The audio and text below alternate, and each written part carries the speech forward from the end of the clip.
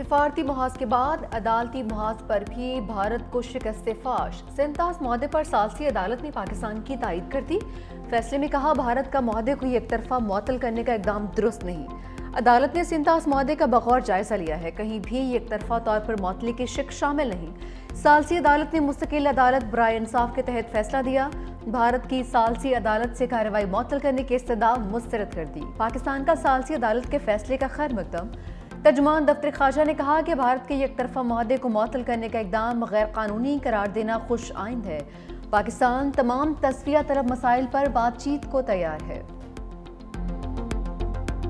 तहरीक इंसाफ की मखसूस सीटें दीगर जमातों में बटेंगी। सुप्रीम कोर्ट ने आईनी बेंच ने फैसला सुना दिया। नजरसानी दरख्वास्तें मंजूर। पेशावर हाई कोर्ट का फैसला बरकरार। 12 जुलाई का हुक्म कलअदम करार। बेंच ने समाअत मुकम्मल होने के बाद फैसला महफूज किया। वक्फे के बाद शॉर्ट ऑर्डर जारी कर दिया। फैसला बेंच के 7 अरकान ने अक्सरियत के साथ सुनाया। सरबराह justice Aminuddin, justice Naeem Akhtar Afghan, justice Musarrat Hilali, justice Shahid Bilal Hasan, justice Aamir Farooq, justice Hashim Kakar, justice Ali Baqar Najafi शामिल। फैसले में कहा गया, जस्टिस सलाहुद्दीन ने बेंच से अलहदगी इख्तियार की। जस्टिस आयशा मलिक, जस्टिस अकील अब्बासी ने इब्तदाई समाअत में ही रिव्यू दरख्वास्तें खारिज कर दी थी। जस्टिस जमाल खान मुंदखेल ने 39 सीटों की हद तक अपनी राय बरकरार रखने का फैसला किया। जस्टिस मोहम्मद अली मजहर और जस्टिस हसन अजहर रिजवी ने मशरूत नजरसानी दरख्वास्तें मंजूर की। लिखा, नशिस्तों की हद तक मामला इलेक्शन कमीशन को भिजवाते हैं। इलेक्शन कमीशन तमाम मुतल्लिका रिकॉर्ड देख कर तय करे कि इसकी कितनी मखसूस सीटें बनती हैं। सुप्रीम कोर्ट के 13 रुकनी बेंच ने 12 जुलाई को तहरीक इंसाफ के हक में फैसला दिया था।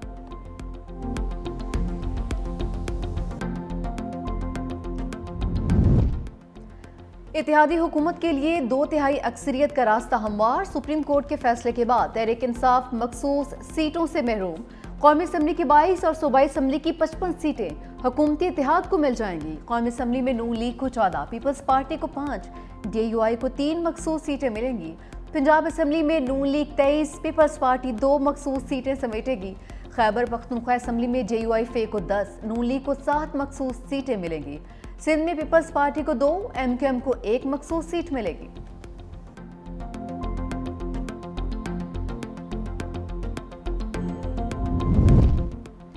इत्तेहादी जमातों का जैकपॉट लग गया। जीती गई सीटें कम, मखसूस सीटें ज्यादा मिलेंगी। खैबर पख्तूनख्वा से नून लीग के 3 MNA अदालती फैसले के बाद नून लीग को खवातीन की 5 कौमी असम्बली की सीटें मिलेंगी। JUI के 2 MNA 3 सीटें हासिल होंगी। पीपल्स पार्टी का सिर्फ 1 MNA और उन्हें भी 2 मखसूस सीटें मिलेंगी।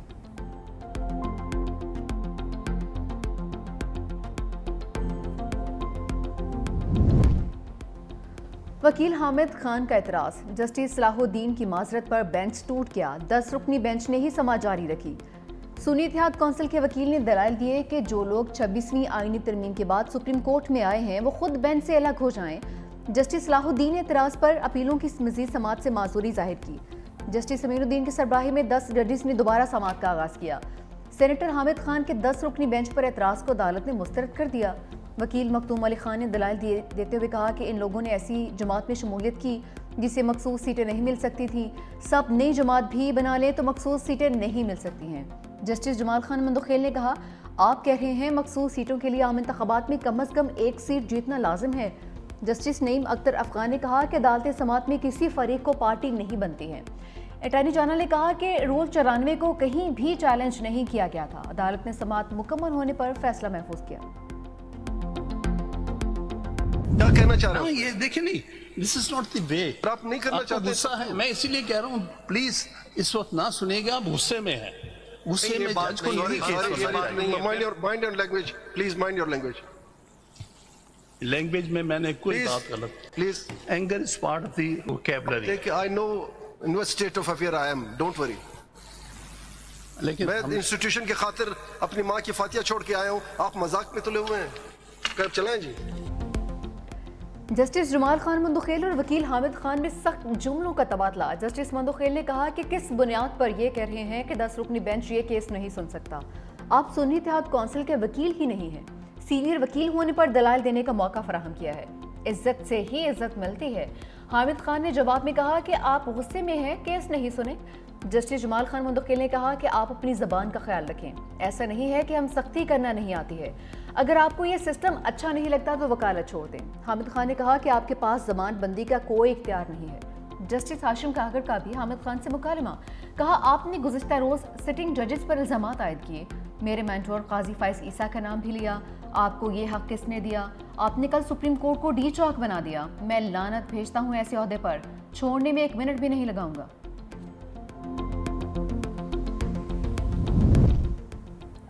वज़ीर-ए-आज़म का मखसूस सीटों के फैसले का खैर मकदम। शहबाज शरीफ की कानूनी टीम की अनथक मेहनत पर पजीराई और मुबारकबाद। कहा कि फैसले से आइन और कानून की बालादस्ती कायम हुई है, कानून की दुरुस्त तशरीह हुई है। अपोजिशन को चाहिए कि वो आए, हुकूमत के साथ मिलकर मुल्क की तरक्की और खुशहाली के लिए अपना मुस्बत किरदार अदा करें।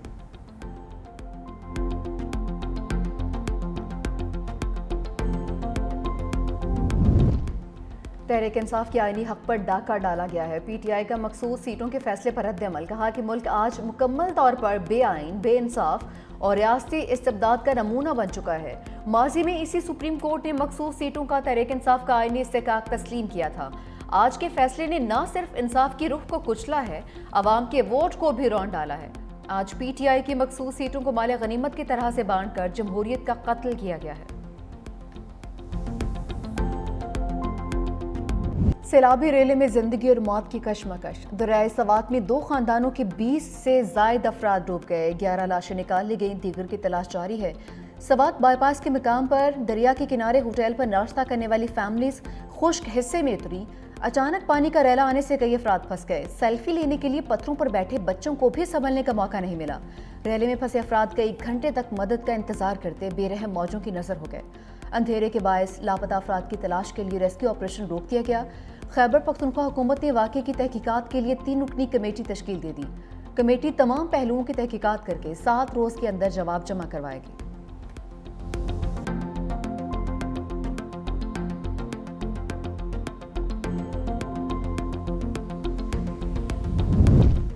इंतजामिया की बड़ी नाहली, कई जिंदगियां डूब गई। वेंगोरा बाईपास के करीब रेस्क्यू इदारे का कैंप मौजूद। रेस्क्यू इदारे फौरी एक्शन में नहीं आए। इत्तला के बावजूद इमदादी टीमें ताखीर से पहुंची। कई अफराद अपने प्यारों के सामने दरिया में बह गए।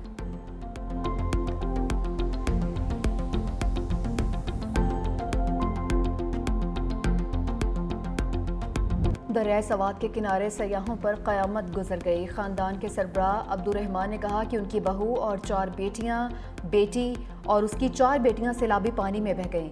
सयाहों ने इल्ज़ाम आयद किया कि रेस्क्यू हुकाम को बरवक्त इत्तला दी, मगर वो 1.5 घंटा बाद आए। बच्चे आंखों के सामने पानी में बह गए। रेस्क्यू हुकाम ने बताया 8 बजे के करीब लोगों के डूबने की इत्तला मिली। बाईपास पर मेहमान आए हुए थे जो दरिया के किनारे बैठे थे। उन लोगों ने पानी के रैले का इल्म ही नहीं था। डिप्टी कमिश्नर सवात ने कहा, दरिया में नहाने और उसके करीब जाने पर दफ़ा 144 नाफिज कर रखी है, लेकिन सयाह फिर भी जाते हैं।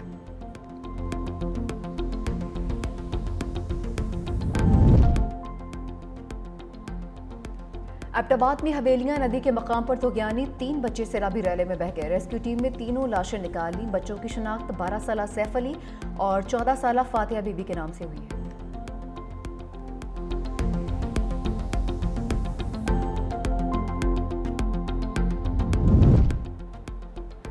पाक फौज सवात में सैलाबी सूरत हाल से निपटने के लिए आ चुकी है। मुतादिद मकामात पर 80 से ज़ायद अफराद डूब गए। 57 को बचा लिया गया। पाक फौज के दस्ते रेस्क्यू और रिलीफ मिशन में रेस्क्यू 1122 के हमरा मसरूफ।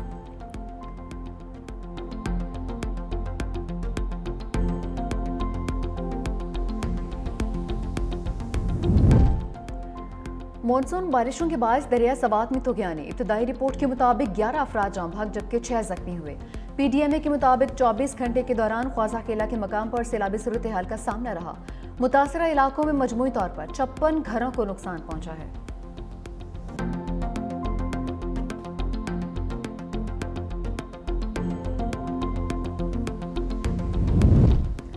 कराची में हॉक्स बे के मकाम पर समंदर बिफर गया। समंदर का पानी सड़क पर आने लगा। पुलिस ने शहरियों को हॉक्स बे जाने से रोक दिया। पुलिस एहलकार पानी में फंसी गाड़ियों को निकालने के लिए धक्के लगाते रहे। ज़िले इंतजामिया ने साहिल समंदर पर दफ़ा 144 नाफिज कर दी।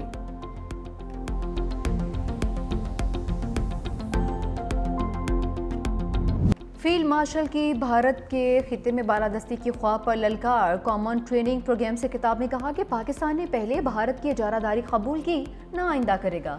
मार के हक में लाइन ऑफ कंट्रोल से साहिल समंदर तक जारियत का बेहतरीन जवाब दिया। मार्का हक समेत तमाम इकाइयों ने मिसाली हमआहंगी का मुजाहरा किया। अल्लाह ने हमारी मदद की क्योंकि हम हक पर थे। हिंदुस्तान की दहशतगर्दाना प्रॉक्सीज फितनाल हिंदुस्तान और फितनाल खारिज को जगह ना दें। मनफी क़ुव्वतों को निज़ाम पर हावी ना होने दें। मुल्क की तरक्की और कामयाबी के लिए अवाम, हुकूमत और अफवाज में मजबूत ताल्लुक नागुज़ीर है।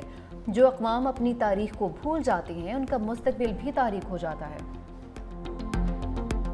पाकिस्तान जगह जगह जाके कहता है कि हमें तो अमन चाहिए, हमारे दरमियान ऐसे कोई इशू नहीं है जो जंग के थ्रू हल हो सकता है। ये तमाम इशूज़ जो भी है ये सिर्फ बातचीत के थ्रू, डिप्लोमेसी के थ्रू, अमन के थ्रू, इंटरनेशनल लॉ के थ्रू। हम पीस का तब बात कर रहे हैं जब हम जंग जीत के आए हैं। हम नस्ल दर नस्ल कश्मीर के इशू पे लड़ते आ रहे हैं।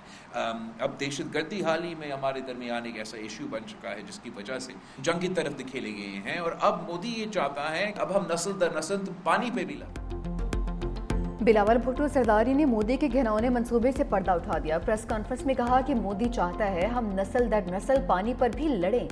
पानी के लिए भारत से एक बार फिर जंग करेंगे, फतह हासिल करके पानी का हक हासिल करेंगे। मजीद कहा हम जंग जीतने के बावजूद अमन की बात करते हैं। भारत के अवाम भी जंग नहीं चाहते। मोदी ना भी चाहे तो पाकिस्तान की नई नस्ल नफरत की तरफ नहीं जाएगी। भारत को सिफारती मैदान में भी शिकस्त का सामना करना पड़ा। भारतीय मीडिया और फौज ने डिस इन्फॉर्मेशन का इस्तेमाल किया है। अमरीकी सदर ने कश्मीर को आलमी मसला तस्लीम किया। भारत की नफरत की बातों ने दुनिया में उसको बेनकाब कर दिया है।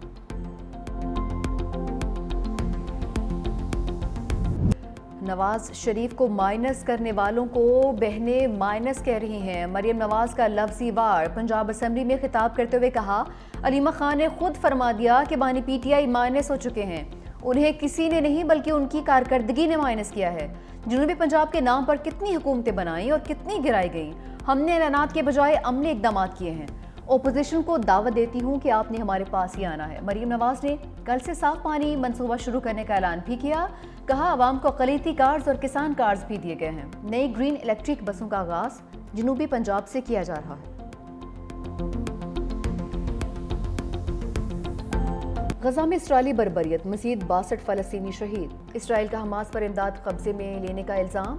गजा में इमदादी सामान का दाखिला रोक दिया। इसराइली वज़ीर आज़म और वज़ीर दिफा का मुश्तरका बयान। कहा कि फ़ौज को 2 रोज़ में हमास को इमदाद पर कब्जे से रोकने का मंसूबा पेश करने की हिदायत की है।